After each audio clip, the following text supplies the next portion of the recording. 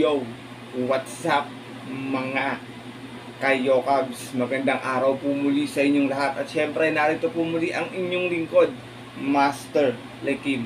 At welcome back po dito sa ating Master Lekim TV. Bago ko po simulan itong ating video mga bayang karistay, make sure dapat nakalike na po tayo at nakasubscribe. Pakihit na rin po yung notification bell or bell icon para maging updated po kayo sa mga susunod ko pa po upload na video. At ngayong araw mga bayang karistay, meron tayong muling konting silip, giya, at race analysis sa karera para po ngayong araw ng linggo. Have a blessed Sunday po sa inyo lahat mga bayang karerista. October 29, 2023, 4th day racing dito po sa Metro Turf Malbar, Batangas. At meron po sila inyandang 8 races na magsisimula po sa ganap na alas 2 ng hapon. At meron tayong main highlight race ngayong araw po ng linggo, yung ating 2023 PCSO Silver Cup at no bearing race po tayo mga bayang karista. Medyo maganda yung lineup natin, tsaka puro milya yung distansya. Maliban lang po dun sa ating main highlight race sa 1,800 meters. Kaya tingin ko medyo magandang karera to. Yung mga tatakbo ng milya natin mga mabababang grupo rin mga bayang karista. Pwede nga pabor to sa mga deremate. Alam nyo pag 1,000 meter medyo pabor sa di bandera. But this time tingin ko mapapabor to sa mga deremate. Talagang makukunat sa remate yan. Tingin ko makakaremate ngayon dahil milya yung distansya. At syempre kung may mga sarili pa po kayong kursunada mga bayang karista maliban sa mga giyang bibigay ko po ngayong araw na ito huwag niyo pong kalimutan isama sa inyong diskarte at mga rota na syempre hindi ko na rin papatagalin pa. Pupunta na natin agad dyan bayang karista matapos lamang po yung ating maikling intro. Kaya let's go mga kayokabs.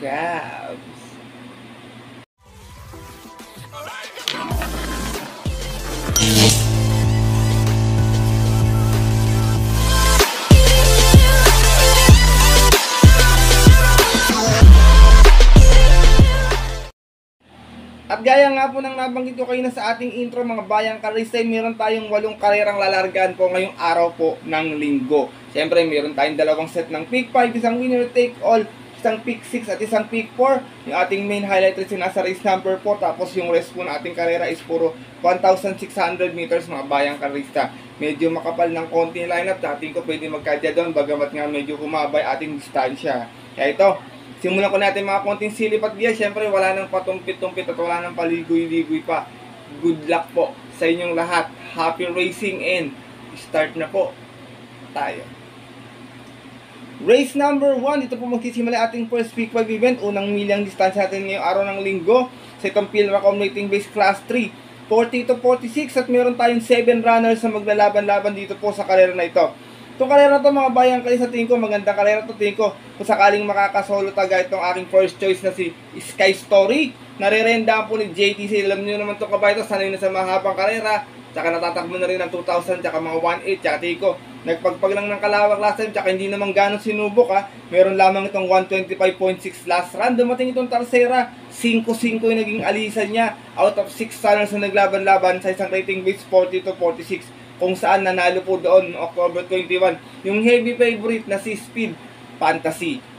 Same rider pa rin tayo dito Jeffrey Tagulaw Sarate para sa ating numero 3 na si Sky Story. Pagkatutuin ko nakakaporma sa unahan dito pass your paper sila sigurado. Second choice ko ng mga pwedeng mag-abang kasi marami rin namang di naman gano matulin yung pacing kasi nandito si Mike Francel, baka sumabay din agad itong si main event. Baka makachamba to, humaba yung distansya. Itong second choice ko, numero 1, Shanghai Noon. Narerendaan po ni Danny Boy Camaniero. Ito namang si Shanghai Noon may 125.2 huling takbo noon. Nasigunda to sa 7 naging alisan out of 9 runners na naglaban-laban. Same rating base din po 40 to 46 at yun po na October 7 naman kung saan ang nanalo po doon yung kabayong si Don Julio. From Jomer Estorque, susubukan ng renda kay Danny Boy Jackhammer Camaniero para sa ating numero 1 na si Shanghai Noon. Isinasama ko pong third choice ito, matapang sa laban to, pwede talaga magbigay ng early pressure sa unahan. Itong numero 6 na si main event, narerendaan po ngayon ni Alison Pavlik. Itong si main event naman may 125.6 sa 1,400, na Tarsera po ito, 2-2 yung naging alis niya out of 5 runs na naglaban-laban sa isang rating base 40 to 46 din po. At yun po na September 17 naman kung saan nakalaban niya po doon yung speed horse na si Palawig. From O'Neal Cortez, this time po ang rerenda, Alison Pabilik naman para sa ating numero 6 na si Main Event. Race number 1 po mga bayang kanalista, first choice ko po muli kung sakaling mabibigyan nila ng kwartos or di mabubulig-lig, tingin ko makakahugandong panalo to dito. Yung numero 3 na si Sky Story, pero kung sakaling magkakaroon nga po ng mga early speed battle sa unahan second choice ko po, re-remate numero 1, Shanghai Noon. At third choice yung tingin ko pwedeng nakaagapay lang ng numero 6 na si Main Event. Good luck po.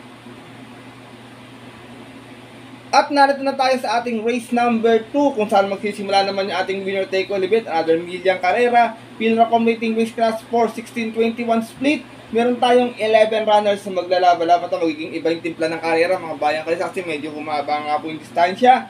Dito po, first choice ko, inaabangan ko last time to, baka this time manalo na kasi humaba ng konti. Numero 2, Gold Rush. Balik ang renda ngayon kay Danny Boy Camaniero. Last run may 127.2, natarsera ramang sa 1400. 9-8 yung naging alis niya out of 11 runs na naglaban-laban. Same rating base podium po na October 14 kung saan ang nanalo po doon. Yung nandito rin sa karerang si Guerrero Warriors. From Jomer Estorque, this time po balik ang renda kay Danny Boy Camaniero.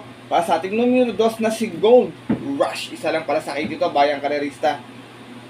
Second choice ko, Diado to. Wala naman sakit pero tinesting na to last time Numero 3, Top of the Line. Narerendahan po ni IA Aguila. Ito naman si Top of the Line na nandun din sa karera nila Guerrero Warriors. Meron lamang tong 127.4 sa 1400. Dumating tong pang-apat. Sa isa yung naging alis niya out of 11 runners. Sa isang rating base 1621 ng August 14 nga po. Kung saan si IA Aguila na rin po ang rumenda para sa ating dihadong numero 3 na si Top of the Line.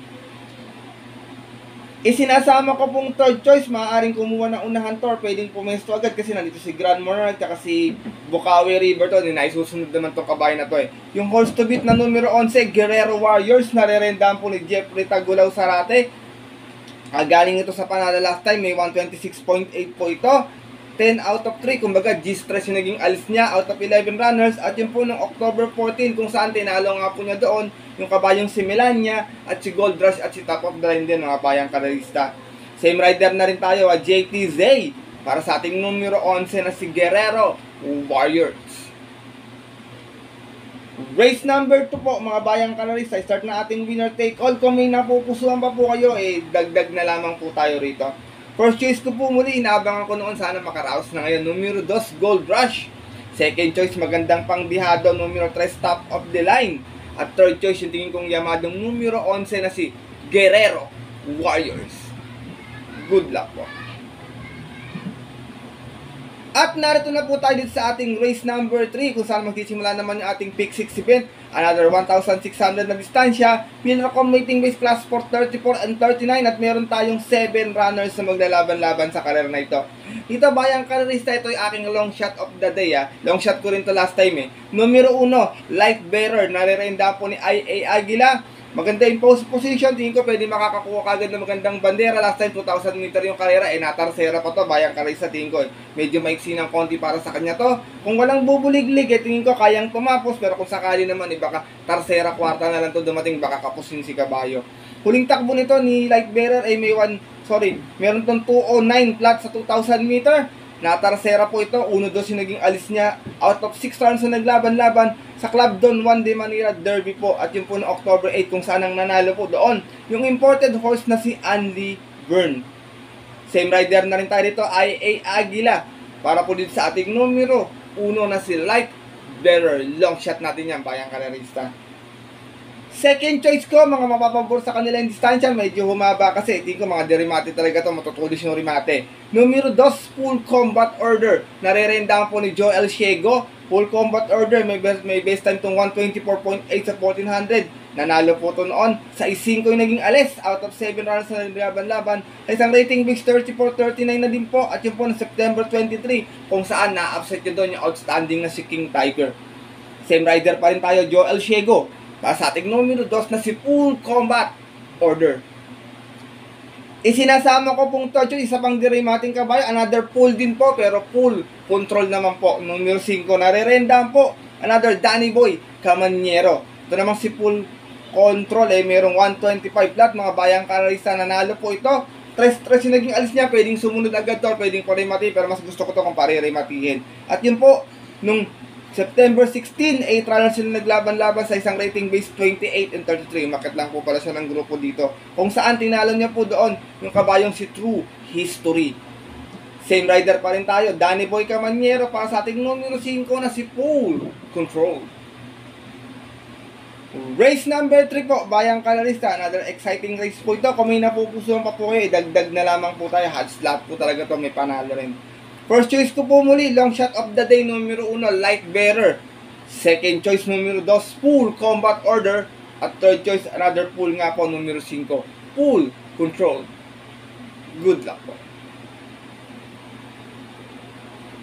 At lipat na po tayo din sa ating race number 4. Start na ating second P5 event. Ito yung ating main highlight race ngayong araw po ng linggo. Ang 2023 PCSO Silver Cup. Taon-taon naman po talaga yung meron tayong silver and gold. 1,800 po ating distansya.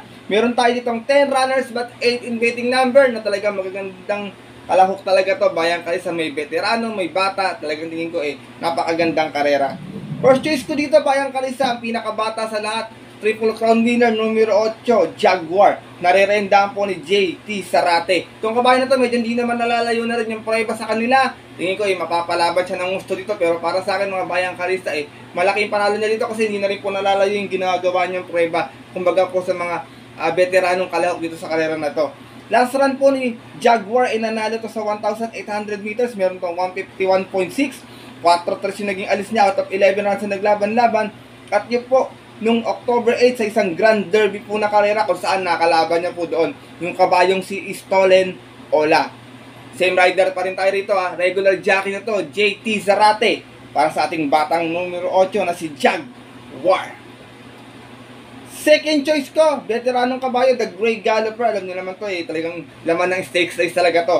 Numero 9, Boss Emong, narerendaan po ni Danny Boy Camaniero. Kung hindi niyo po natatanong mga Bayang Kalisa, gamay po ni Danny Boy yan Minsan niya pong napanalo po yan ng second leg ng Triple Crown po about 2024 at 2021. Alam po mga Bayang Kalisa sa Santa Ana Park. Itong kabayo naman kasi na to hindi namimili din po ng hinete. Boss Emong naman po, last run may 152.6 lamang Bayang Karerista kung saan dumating po itong pang-apat sa isang 1,800 na distansya. 1 out of 1 po yung naging answer. Kumbaga, uno-uno siya po yung nagdala ng marcher. Medyo kinapos po kasi hindi naman sanay ng dibandera tong kabayo na to. At yun po ng September 10 kung saan tinalo po siya doon nung kabayong si Jungkook. From Kelvin Abobo, this time po, Danny Boy Camaniero muli ang rerenda para sa ating numero 9 na si Boss Emong. Ito yung ating Silver Cup winner kumbaga yung partial winner nung nakarang taon siya po yung nasa Silver Cup natin. Sinasama ko pong third choice. Ito baka makachamba Bayang Kalisa Tico pag sumalida ng maayos, mahaba yung distansya baka makabulaga. Numero 5, Don Julio. Narerendaan po ni Mark A. Alvarez. Last time maganda yung tune up run ito sa 1400 May 123.4 po ito. Nanalo ito 9-3 yung naging alis niya out of 9 runs na naglaban-laban. Sa isang rating base 40-46 at yun po na October 7 kung saan tinalo niya po doon yung kabayong si Shanghai Noon. Same rider na rin tayo dito, Mark A. Alvarez para sa ating magandang dihadong makabulagay, numero 5 na si Don Julio. Race number 4 mga Bayang Kalisa, pagpaumanin kung wala ako ng Big Lagoon na naobserba ko lang kasi medyo parang mahina siya sa 1,800 meter kasi nanalo to noon ng 1.6 tsaka 2,000 tingko. Sa 1.8 medyo kinakapush siya baka ganun ulit mangyari tsaka galing ako sa mahabang pahinga. Huling takbo pa po na ito ni Big Lagoon is April pa po mga Bayang Kalisa. Kaya kung kursunado niyo po, syempre kayo na rin pong balang magdagdag na lamang kasi malaki po yung premium nito lahat naman po yan siguradong palaban. Race number 4 po, Bayang Kalarista. First choice ko po muli, numero 8, Batang Kabayo, Jaguar. Second choice, veterano na, numero 9, Don Julio tuloy, Boss Emong. At third choice, syempre baka makabulaga, numero 5, Don Julio. Good luck po. At lipat na tayo sa likod ng ating programa mga Bayang Kalisa, ating race number 5. Parating na ating first pick 5. Start naman ating pick 4 event. Balik tayo sa milyang distansya. Pillar accommodating base class 5 point split.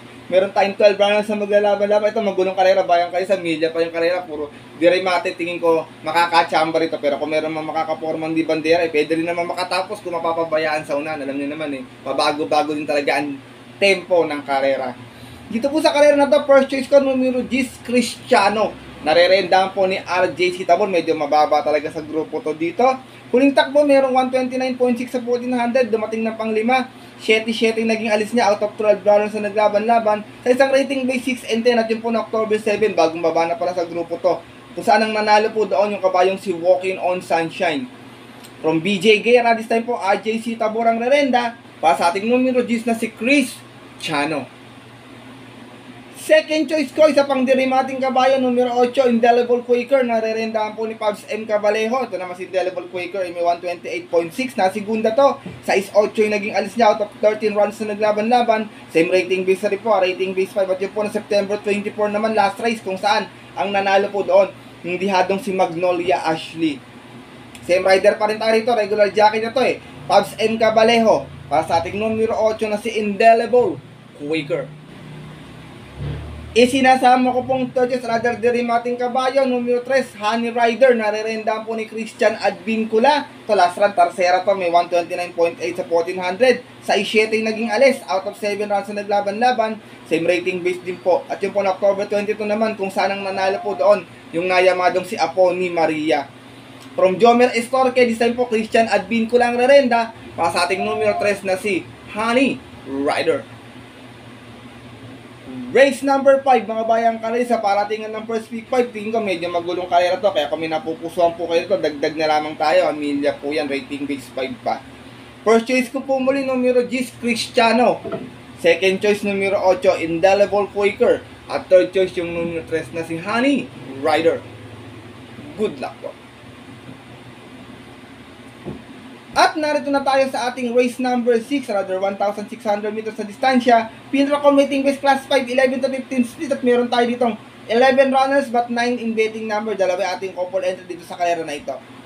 First choice ko, couple entry 7 and 7A, Magnifico with JC De La Cruz and You Never Know with Kelvin Abobo. Angkop sa kanila yung distansya kahit saan pa manggaling to. Tingin ko pag rumimati to talagang saktong-sakto to 2 milya yung distansya.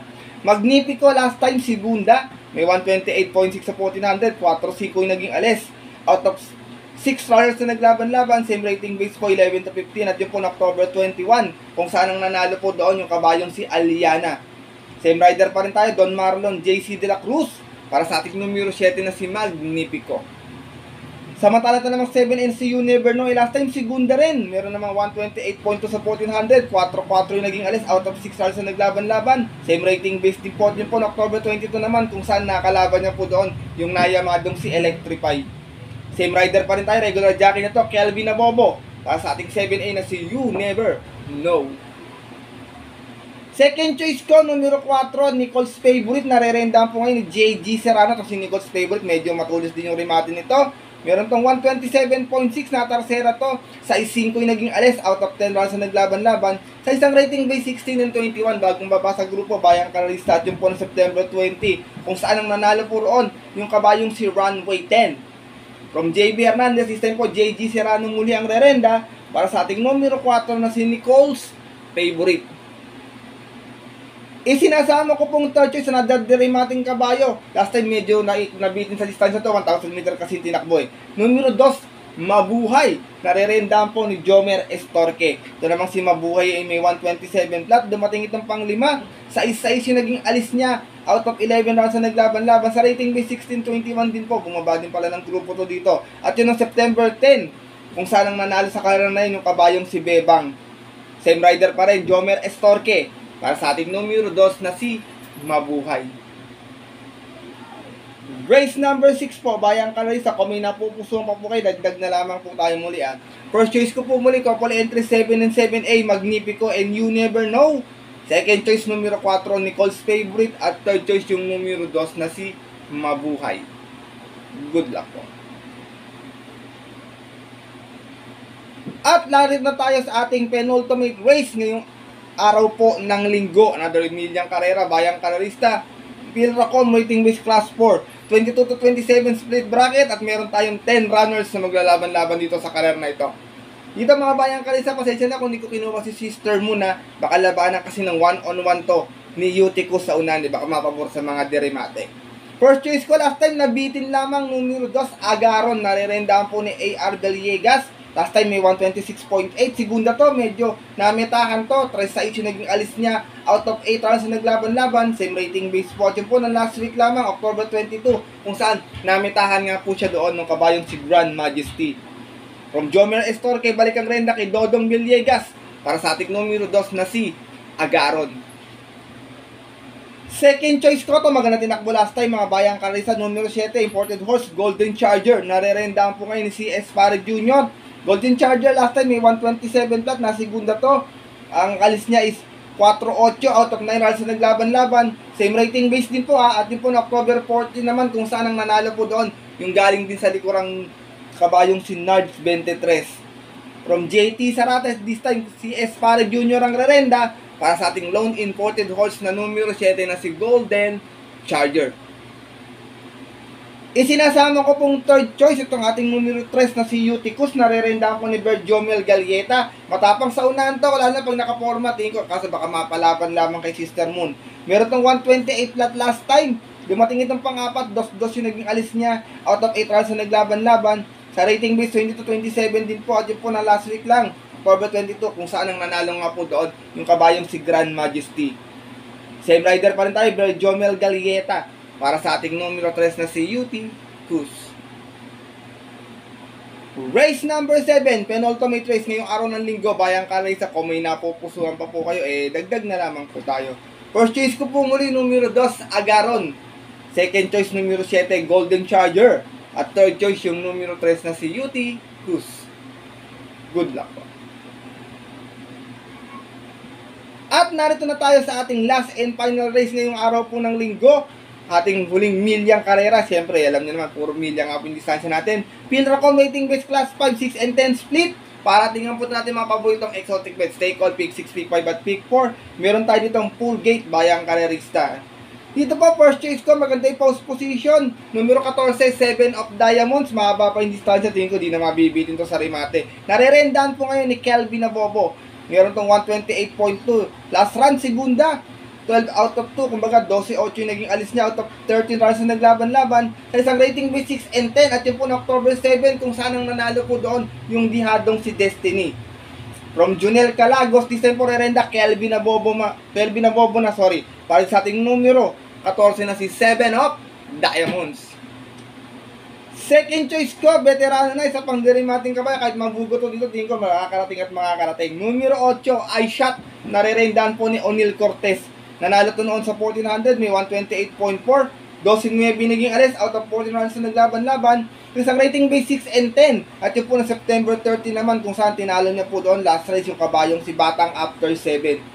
Same rider pa rin, regular jockey O'Neal Cortez para sa ating numero 8 na si I Shot. Isinasama ko pong third choice, numero 4, Makarit, narerendaan po ni AR Villegas. So last time naman may 128.6 sa 1400. Na segunda to. 5-6 yung naging alis. Out of 9 rounds na naglaban-laban sa isang rating base 6 and 10 October 22. Last race kung saan tinalo po siya doon nung kanyang couple entering si Waray na Mayda pa. Same rider pa rin tayo, AR Villegas para sa ating numero 4 na si Makari. Last and final race po mga bayang karerisa, paratingan to. Kung may napupusuan pa po kayong biyado maliban sa mga binigay kong giya rito huwag niyo pong kalimutan isama sa inyong diskarte at mga rota. First choice ko po muli, numero 14, 7 of Diamonds. Second choice, numero 8, I Shot. At third choice, yung numero 4, na si Makari. Good luck po. At yun po mga bayang kalerista at ang ating mga kayokabs, natapos na itong ating medyo mahabang video para po ngayong araw ng linggo na ating konting silip at giya. Na sana po makatulong po sa inyong diskarte at pananaya. Sana po makadihado rin tayo, mga meron ako ilang dihadong na isama rin sa ating mga giya mga bayang kalerista. Ito po yung sariling aral ko lamang po puro-kuro at opinion po sa karera. Maaari nyo pong sundin or maaari pong hindi. Siyempre bayang kalerista, pagdating po ng tayaan sa takila, siyempre mas mananay ko yung sarili nating kurso na dati napupusuan at lagi ko pong pinapaalala sa inyo na siyempre kayo pa rin po yung masusunod.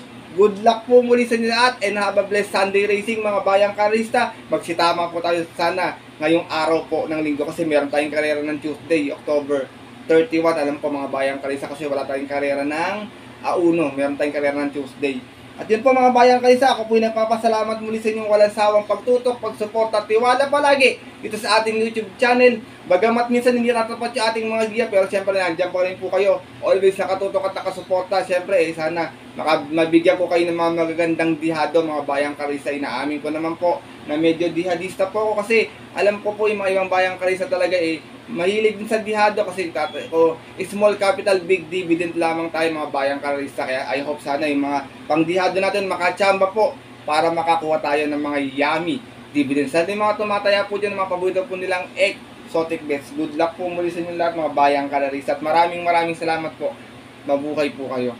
At bago po ako matapos sa ating video mga bayang kalista, paraanin ko lang po ito ating shoutout itong mga bayang kalista natin na nag-comment sa ating last video. Shoutout nga po pala kay Sir Jordan Palma, ganoon din kay Bro Ricky Rodela sa Bro. Napasal ko ulit sa aking YouTube channel, shoutout sa iyo. Ingat ka dyan lagi sa Taiwan. Kay Marlon Espinosa, shoutout sa iyo. Celestino Cabardo, kay Pina Tuisco, nagbabalik. Pina Tuisco, shoutout sa iyo. Kay Ariel Maranak, shoutout po sa inyo. Mga bayang kalisa dyan sa IAMS OTV, aka Jake. Pinapaglit niya ng shoutout si Kagawad Aldous Yumang. Mula po yan kay Sir Ariel Maranak. Lagi kami nakikita niya sa IAMS OTV. Shoutout din pala kay Edgardo Ramos. Ganon din kay Joey Hipolito. Pinapaglit niya ng shoutout si Boss Onad Dabadilla at si Boss Michelle ng Batang Talipapa na Bota. Shoutout po sa inyo mula po yan kay Sir Joey Hipolito. Ganon din na shoutout kay Ryan Paul Lena Risas. Pinapaglit naman niya ng shoutout si Boss Boyong ng I True Love ng Elakbo. Shoutout po sa inyo mga bayang kalisan. Maraming salamat din po sa pagbisita dito sa ating YouTube channel. Ganoon din good luck po pala sa mga kaibigan kong tatakbo ng Kagawad po ngayong eleksyon. Kay Kagawad Fidel at kay Kagawad Mang Nestor Enrile. Shoutout sa inyo, good luck sa inyo. Ganoon din kay Bro Gilbert Morales, Ato Budoy, Brian Centeno at kay Bro Rick Trinidad. Good luck sa inyo at I hope sana palarin kayo sa ngayong darating na eleksyon po. Ganoon din shoutout ko rin si Lester Vera GC at sa mga bayang kalisa po nakatutok sa oras na ito. Shoutout po sa inyo at maraming salamat siyempre palagi sa inyong suporta at palagi. Huwag po natin kalimutang mag-iwan ng like bayang kalerista. At yun po, mga kayokabs, hanggang dito na lamang po tayo. At magkita na lang sa susunod ko pong upload na video. Ito po ang inyong lingkod, Master Lekim, na always po rin sasabi sa inyo at nagpapaalala na ang karera po ay dapat po libangan lamang dahil ito talagang mahirap, tsambahan lang at tapat-tapat lang. Minsan swerte, minsan malas. Pero pag pinagbigyan tayo syempre ng nasa taas bayang kalista, kung ating kalimutan magpasalamat sa kanya at tumulong sa ating kapwa. Kahit sa simpleng pamamaraan lamang. Ika nga, share your blessings mga kayokabs. Good luck po muli and have a blessed Sunday racing. Stay safe everyone po sa inyong lahat bayang kalista. Lalong-lalo na sa mga solid natin diyang mga ka-yo-kabs.